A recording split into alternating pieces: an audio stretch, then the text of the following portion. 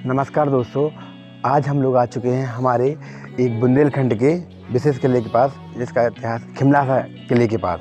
और इसका गेट जो है मुख्य द्वार के पास ना होकर दाईं तरफ बनाया गया था। इस गेट में ये नुकीले कीले लोहे के इसलिए भी लगाए गए थे कि हाथी और घोड़ों के द्वारा इस गेट को तोड़ा ना जा सके, इसलिए नुकीले कीले इस गेट में लगाए गए थे जो फतेहपुर सीकरी की सभ्यता को दर्शाते हैं। जैसे ही आप इस गेट के अंदर आएंगे दरवाजे के मुख्य द्वार के, तो आपको सैनिकों के रहने की ये विशेष कोठी दिख जाएगी, जहाँ पर पिलर और लकड़ी का इस्तेमाल किया गया है और एक जीने आप ऊपर तक पहुँच जाएंगे। इस किले को भारतीय पुरातत्व सर्वेक्षण विभाग द्वारा संरक्षित किया गया है, जिसका एक तोप भी यहाँ से प्राप्त हुई थी, जिसको यहाँ व्यवस्थित करके रख दिया गया था। और चूँकि इस किले में तो हम लोगों का बचपन ही गुजरा है, तो एक कहावत भी है कि आपको इस साइड से नापिए, जैसे इस ऐसे तो ये 12 होती है, और आप उस साइड से नापते हैं तो ये 13 निकलती है। अब चूँकि ये कितना सही है या किसी को मालूम नहीं है, लेकिन हम लोगों का बचपन यहाँ गुजरा है, स्कूल और टाइम, तो हम लोग इस पर हमेशा आते रहते थे।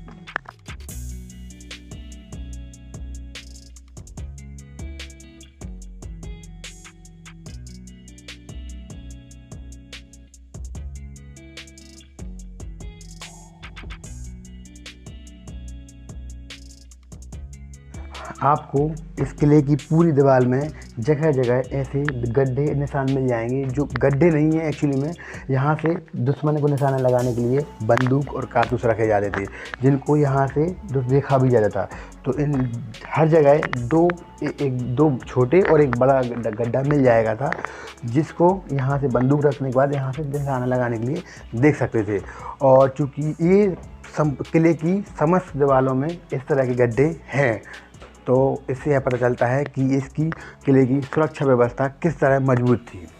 चूँकि हमारे इतिहास को सही तरीके से संरक्षित नहीं किया गया था, तो इससे कुछ अवशेषों से प्राप्त पता चलता है कि इस किले का निर्माण मुसलमानों के कमज़ोर होने के बाद पन्ना के राजा अनूप सिंह ने 1695 ईस्वी में कराया था। और इसके बाद यहाँ पर मुग़लों का भी शासक रहा, और पेशवाओं के शासन के बाद इस पूरी रियासत को रायसेन एवं खुरई और खिमलासा की रियासत को अंग्रेज़ों के कंपनी में, ईस्ट इंडिया कंपनी में मिला दिया गया था।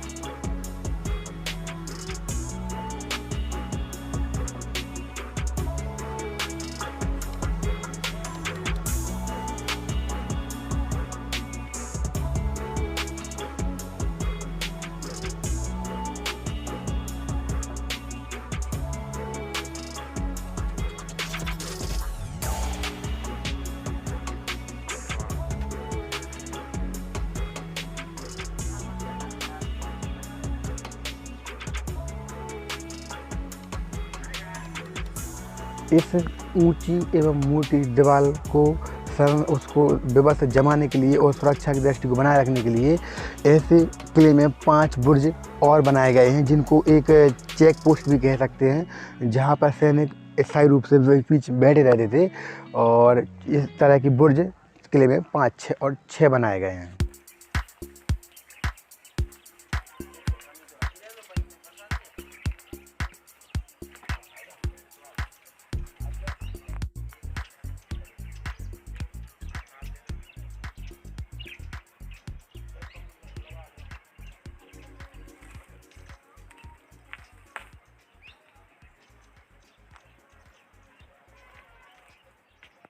किले की चारों तरफ जो सुरक्षा की दीवारें बनाई गई थी, उनकी चौड़ाई 12 से 15 फीट है एवं ऊंचाई 50 से 53 या 55 फीट अधिकतम ऊंचाई है। इतिहास में इसका नाम छमोल्लास बताया गया था, लेकिन प्रचलन में आते आते इसका नाम कमलासा भी पड़ा, चूँकि यहाँ पर कमल की खेती ज़्यादा मात्रा में होती थी, इसलिए इसका नाम कमलासा भी पड़ा। लेकिन समय के चलन के इतिहास के आते आते इसका नाम खिमलासा भी पड़ा, जो आज मुख्यतः खिमलासा के नाम से ही यह शहर जाना जाता है। इस किले में एक प्राचीन शिव मंदिर भी है, जिसकी स्थापना राजा अनूप सिंह ने ही करवाई थी। और यहाँ पर 2 से 3 मंदिर भी हैं, जो उसी समय के राजा अनूप सिंह द्वारा बनवाए गए थे।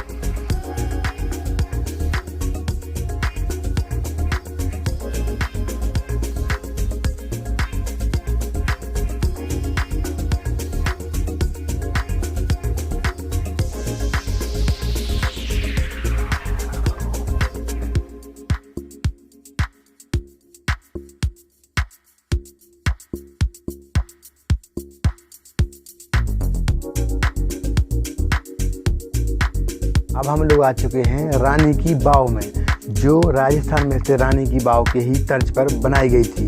और यहाँ बदाई में कुछ तलवारें, कुछ गहने और कुछ कीमती चीज़ें भी मिली थी। और इस बावड़ी को इस तर्ज पर बनाया गया था कि इसके गेट के द्वारा ही महल से अंदर आकर रानी यहाँ पर आकर नहा सकती थी और सामने शिव मंदिर में पूजा अर्चना के लिए जा सकती थी, जो इस बावड़ी को इस तर्ज पर बनाया गया था। अब हम लोग आ चुके हैं नगीना महल में, जो इस कला और इस इतिहास का एक वास्तुकला का एक स्पष्ट उदाहरण है, जो आप देख सकते हैं। नगीना महल मुख्यतः 12 स्तंभों पर टिका हुआ है और ऐसा कहा भी जाता था, कहा गया है इतिहास में कि यह रानी का सबसे प्रिय महल था और रानी ज़्यादा समय अपना यहीं व्यतीत करती थी। इस नगीना महल की नक्काशी एवं कलाकृति जिस तरह इस तरह की नक्काशी की गई है, यह सलीम चिश्ती की दरगाह में भी इस तरह की ही नक्काशी देखने को मिलती है।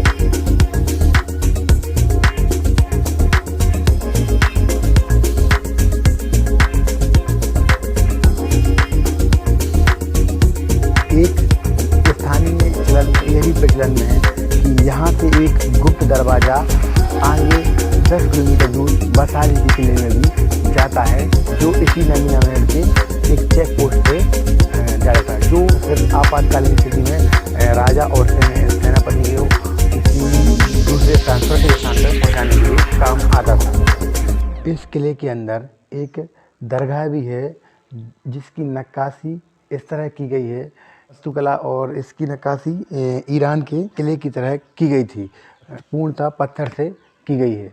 और यहाँ पर नगर के सभी लोग चादर चढ़ाने के लिए आते हैं।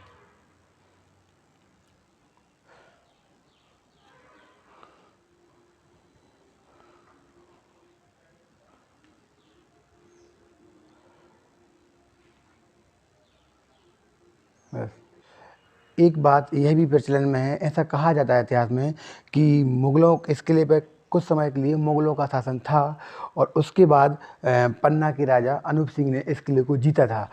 लेकिन यह हमारी इतिहास एवं संस्कृति एवं संस्कार थे कि एक हिंदू राजा के होने के बाद भी इस मस्जिद को, इस दरगाह को न कोई क्षति पहुंचाई गई, न मिटाया गया। यह हमारी संस्कृति और एकता को दर्शाता है।